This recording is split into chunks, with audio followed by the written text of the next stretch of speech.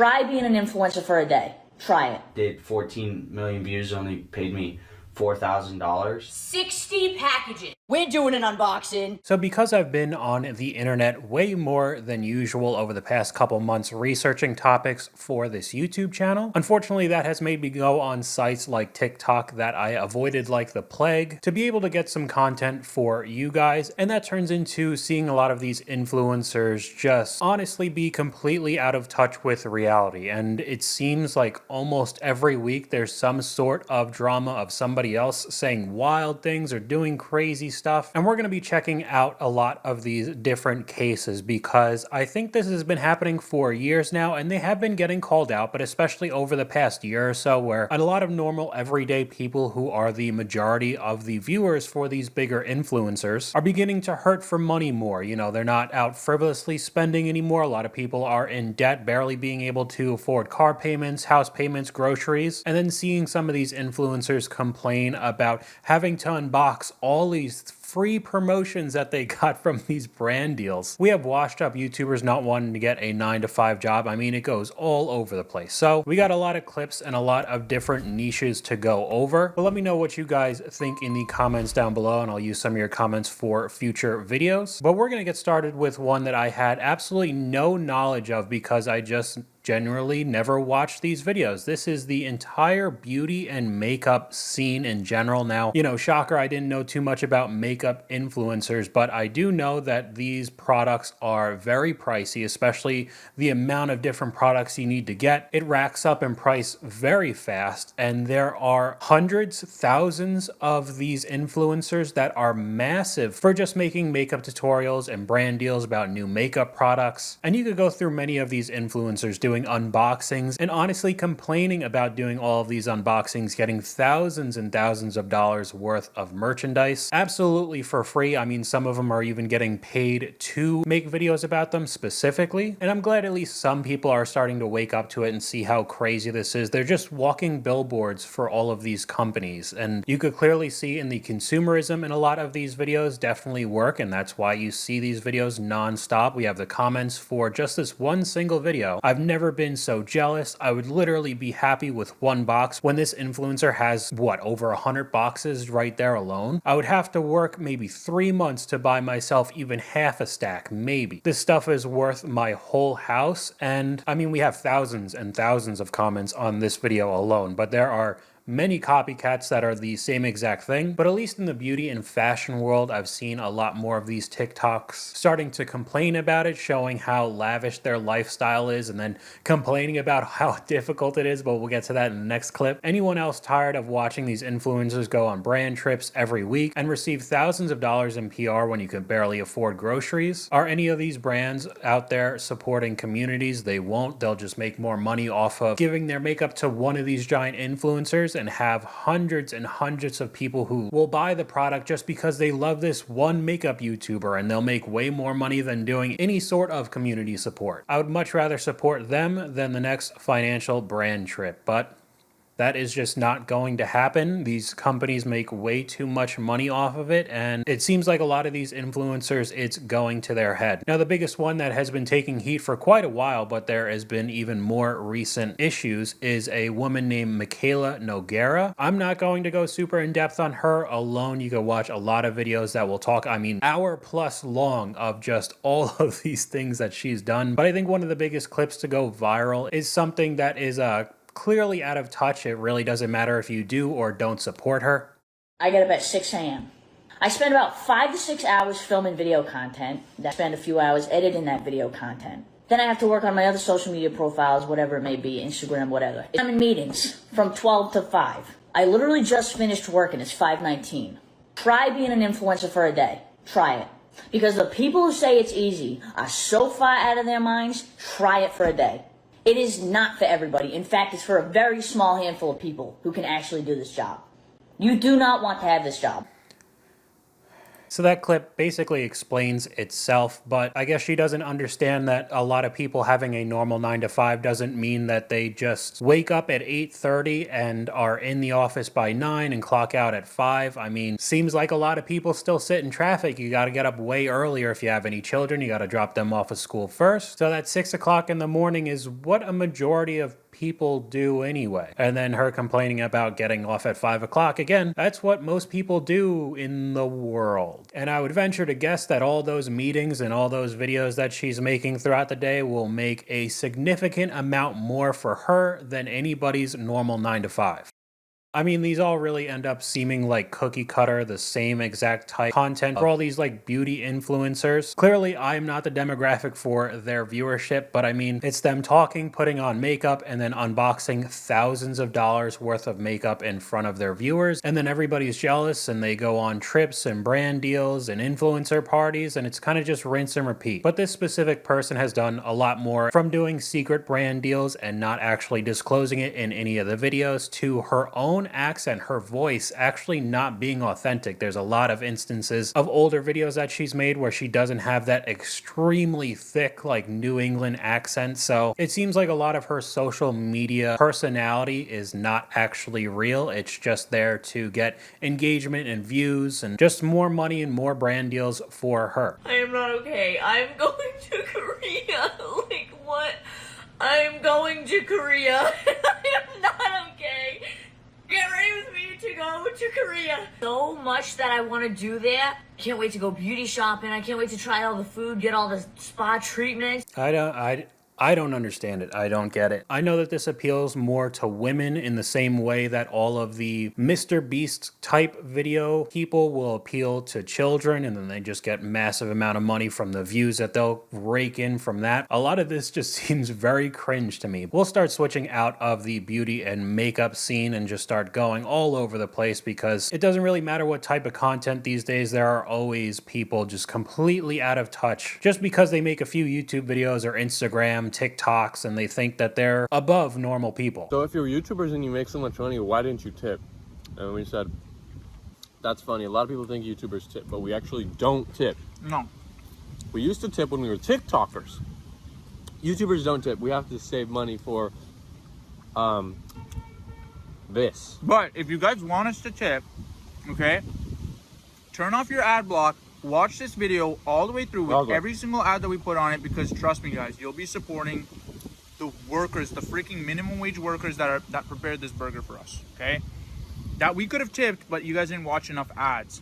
I don't even really have to say much about this or like give my opinion on a lot of these clips, and there are so many of them. Just doing a little bit of research on different stories, different clips, Reddit posts, I could probably make an entire channel dedicated to just this alone. Now, one of them that you guys have probably heard about as well over the past few months because of the popularity of the YouTube channel, but it's the downfall of Jason Nash, which was one of the members of David Dobrik's vlog squad that would just make, you know, very short vlog content that got millions and millions of views. It was like a very overstimulating type of vlog format where there was like stuff going on nonstop. People loved it. However, most of the money just ended up going to David Dobrik because he was the owner of the channel. So when you have David Dobrik ending his vlog and all of the characters that were in his videos kind of have to do their own thing, some of these people just ended up sinking. And that includes Jason Nash. So he has kind of just done the content creation for so long, but doesn't really have the crutch and viewers of David Dobrik anymore. So he has to do his own thing, and that turns into TikTok lives begging for money. We have some clips from a recent podcast he was in that just don't look good.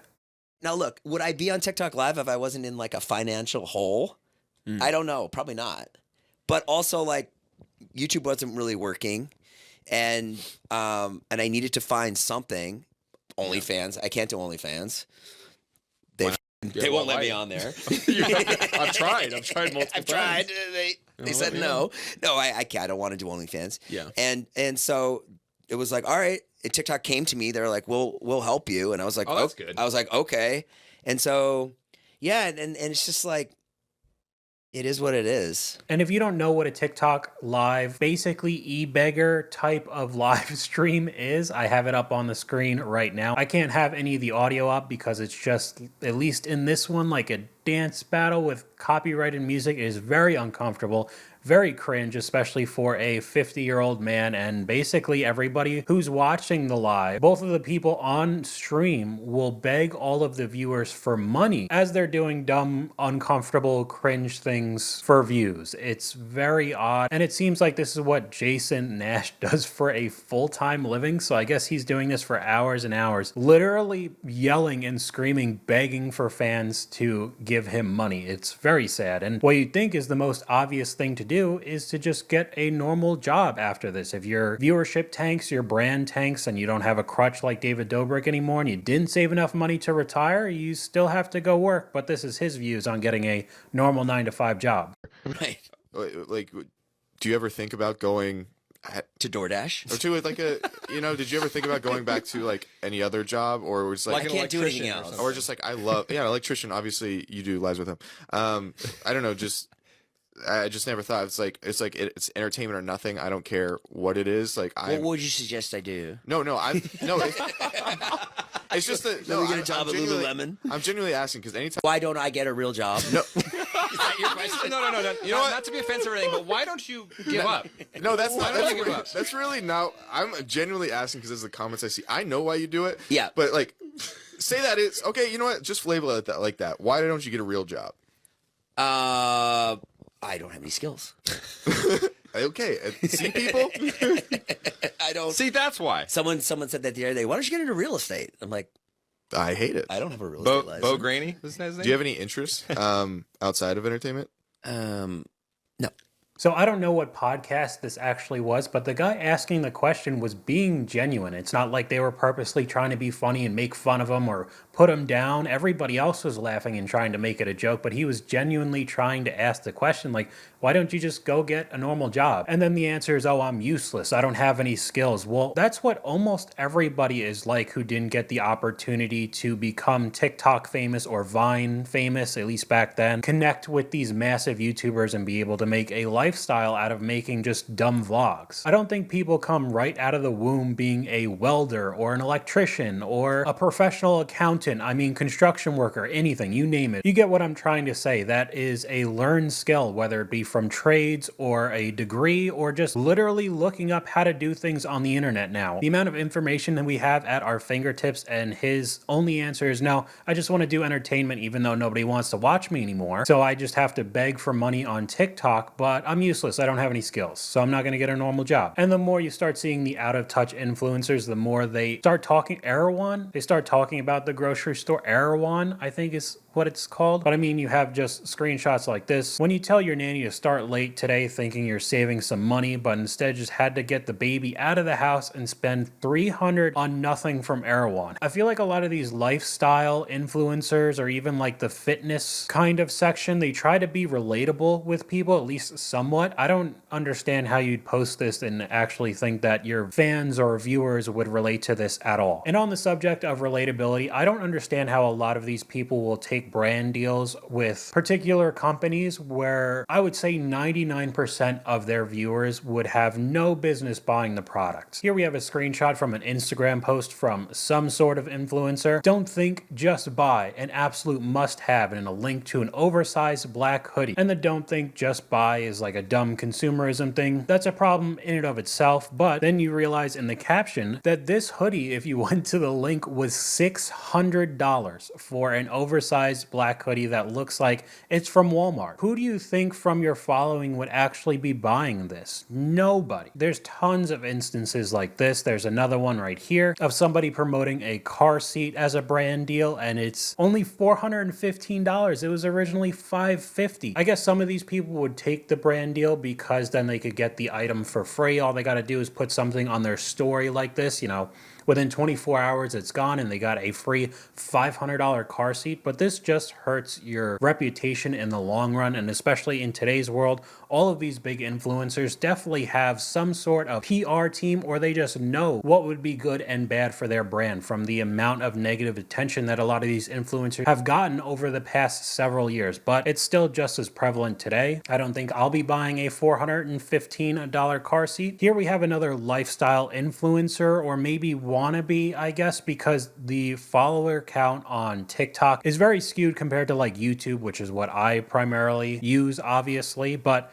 this woman has 66,000 followers and blew up because she ended up being a +1 at an influencer party. So she wasn't actually invited. She was only brought along because I guess her more popular friend was invited. And she made a video for attention, kind of calling out the party and saying that it was lame. Because I went to an influencer's birthday party and I said that I didn't have fun, so I decided to leave. For some context, here were the vibes of the party. Like, do you guys blame me for wanting to leave a little early? Expectations were so high. I was super excited to go. I did go as a +1, so my friend was invited. I posted an OOTD, which is where I'm getting a lot of these comments. You can see I am so excited. I work for the dating app Bumble and to put on ambassador and influencer events, collab with bars all the time, so we would cover drinks, food, and even sometimes Ubers. So that was kind of my expectation, and my expectations weren't met. Just felt like I was gonna have to spend money. So I mean, there was a whole bunch of stuff back and forth. I'm not gonna go in depth, but people responded. The party was a little bit later, so it seemed like she showed up pretty early and there wasn't a lot of people there yet, and she was kind of just doing this for attention because she knew she'd get views off of this. But she was already expecting to have free drinks, free food, free Ubers too. I've never been to a party like that, and I don't think a majority of people have been to parties like that, but complaining that it wasn't cool enough to her standard is pretty crazy. Another pretty big one that is more of a TikTok famous couple that I didn't know of until I started looking this up was Madison Lewis and her boyfriend. Now it seems like, I guess maybe they don't get as much attention anymore and they turned into making very low effort podcasts. Surprisingly, when people who make very low tier TikToks, they're not really good with rambling on and being entertaining for 30 minutes, an hour, hour and a half, and the things that come out of their mouth are pretty insane. There's not as much money in social media as I think there was. Like, my video that did 14 million views only paid me $4,000. Which I know that everybody in these Was video y'all may be like, wow, that's amazing, but it was over a minute long. That video took like an hour to do. It's just like, well, here and we only have, that's like once in a blue moon something goes that viral. So but like, even if it went that viral, yeah, you have to explain to them. So I mean, clearly the $4,000 an hour for a TikTok is just the worst. I don't get out of bed for less than $10,000 an hour. Even if you try to understand what he's saying, like not every video does 14 million views, so that $4,000 isn't a massive amount of money if a lot of the rest of his videos are flops. However, they did the lifestyle creep while they were more popular back then. I'm pretty sure they live in LA, which is of course very, very expensive. He has an Audi R8, $160,000 car. So them complaining about the $4,000 is pretty bad, especially when they bought a whole bunch of crap that they didn't really need. They just thought that the money would keep constantly coming in and they'd just be getting more and more famous and more brand deals, and they would just grow as a brand every single year. So they decided to double down as well and kind of just make fun of people who were calling them out, which again, I don't know if everybody has a PR team or at least just the common sense of being a social media influencer. Like, you know you're gonna make people angry with clips like this. Like, I don't think you guys understand, but so we don't have any money left, and this is why we're selling Aim's car, because like we don't have anything left because we bought a house, and so like if you guys want to buy it, really Psych. What the stupid. fuck? All I have to really say about that is no one brought her financial situation online besides her. She's acting like someone randomly made a TikTok and was like, guys, new rumor alert, Madison Lewis does not have money. People are talking about it because you brought it up. You posted a video saying, hey, we're low on money. We need to be smart with our money right now after buying this house. Understandable. But then to be like, I can't be like, look at me, I'm an influencer. Look at me, look at me, look at me. And now you're at Coachella spending hundreds of dollars in the next 3 days, probably over $1,000. And you're there for free. And in that video you filmed, where you're like saying, oh guys, we're poor, you're somewhere for free that a brand sent you for Coachella. I don't know. I just don't understand how a lot of these people still have followings. Now, one of them that, again, I guess I just keep bringing it up. If I'm trying to put myself in the mind of one of these like LA type of influencers, I would most likely be constantly thinking about PR, because that's one of the most important things for thriving in that kind of industry. And when Charlie and Dixie D'Amelio made a collaboration video, I mean several posts with Walmart, that for a fact, I do know they have PR teams. They have like a whole bunch of people that run basically their entire lives. Nobody thought that this would be a bad idea. We have clips of Charlie acting like she's super happy being a Walmart cashier, as both of these women are worth millions now. I get how Walmart would want to do a collaboration because you could just get a whole bunch of these millions and millions of followers to, I guess, just flock to Walmart just because Charlie was there for a couple videos.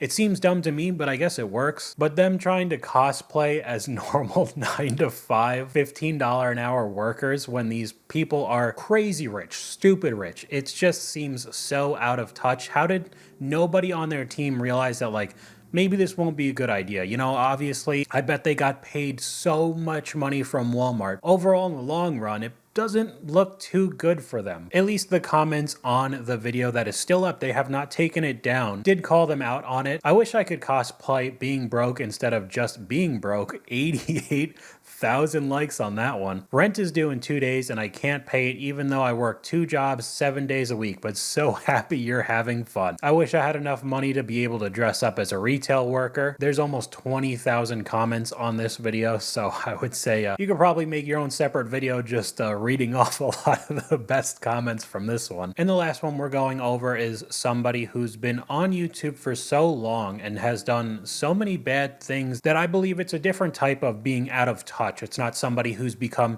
so wealthy because they're a makeup guru or they made TikToks and within a year they're multi-millionaires. It's been somebody who's been on the internet for so long and has had so many controversies doing bad things like Boogie2988 has, that they're just immune to pulling scams and screwing over their viewers and then getting mad at other people when they call them out. So if you didn't see, this YouTuber Boogie2988 made a video doing kind of a parody of Andrew Tate and made it funny because, you know, he's very overweight and he did the whole Andrew Tate personality, which would probably have gone over pretty well if this is just the video that he put up on his channel, because at least a while ago when I used to watch his videos, it was more comedy like this. However, this was a video to shill an altcoin that shockingly, as soon as all of his viewers ended up buying the coin, it got rug pulled and everybody lost a whole ton of money. And then tons of people called him out for it, ended up finding out that he got paid $10,000 to promote this coin through tweets and a YouTube video, and was supposed to get another $10,000 from this company. I don't know if he actually did, when everybody started calling him out, because even with people seeing pump and dumps for NFTs and altcoins for years now, there are still people who get screwed over every single time some sort of influencer tries to pull this and promote it from some random company that thinks they're going to be the next Bitcoin, which is never the case. But when he got called out, he ended up lying about having cancer, saying that he needed it for the treatment and all the medical bills they were racking up.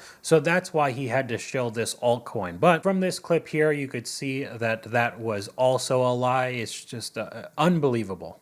Boogie 2488, you are being confronted tonight. Go ahead. I am 99% sure that you are faking. No, don't move. You are faking your cancer diagnosis, Boogie. Did the doctor ever tell you, or did he ever say the word cancer? He said polycythemia vera, which is a form of cancer, as he explained it to me. So I think it is secondary polycythemia. Well, then can you why explain? why would he call it polycythemia vera? Why would he tell me that I have hormone markers in my blood that tells me I have polycythemia vera? Why does he order a bone marrow biopsy to confirm it? Well, if he ordered a bone marrow biopsy to confirm it, it would be weird that you told us that you already had a diagnosis and a confirmation. Because the markers are in my blood. The hormone markers are in my blood, Destiny. Correct. But you said that you'd received the diagnosis, but now you just told me you got a bone marrow biopsy. It's a diagnosis, and now we're confirming. It's called a confirmation. The hormone markers are already in my blood. Yep.